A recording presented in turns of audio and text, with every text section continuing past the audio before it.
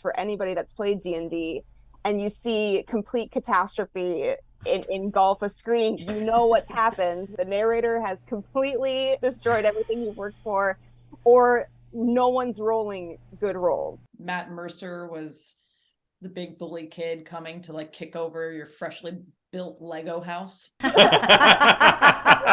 a good way to put it. That's a very good way to put it. Watching this animated and voicing for it, was it as kind of hard to rally? Total shell shock. We're used to, at that point in the game, going, okay, we've got an enemy that they might wound us or even, knock one of us out. But it's just that game, that day, the world was crumbling and there was nothing we could do to stop it. Matt's only done that to us a few times where, oh, we're not going to win. There's no clever spell that we can cast. There's no lucky dice roll. Sometimes in life you just lose. Yeah. Yeah. Especially in D&D when you're heroes and you don't want to run. You know that's an option. But you're like, nah, we're great. We're powerful. We're basically gods. And then to have all of that, kind of dashed against the rocks, it's, smacked in your face. You're like, oh, okay, no, we gotta run. Yeah, it was like one of the greatest rug pulls of all time. We had just come off the Whitestone arc, everything was feeling hunky-dory.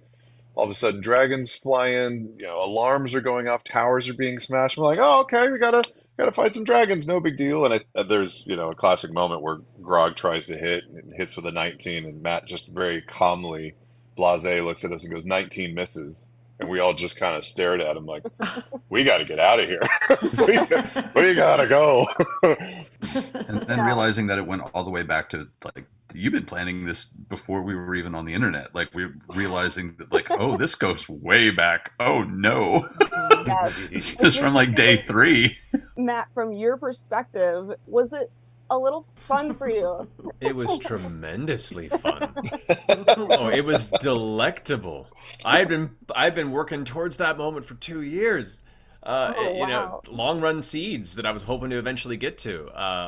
And so when it finally came around, I was just, today's my day. Like, I woke up whistling,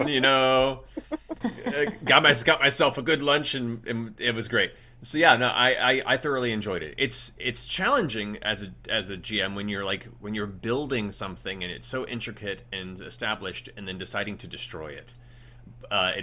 It's the wonders of kind of an aspect of temporary art, and just the fact of understanding that sometimes you have to destroy what's familiar to make things new and dynamic. And so for me, there was a lot of reasons why I felt that was an important moment to hit in the campaign. It gave the players and their characters a reason to realize that things beyond them are happening in the world, and the stakes are at a point where they have to decide whether or not they're going to engage with this and how that will change them along the way.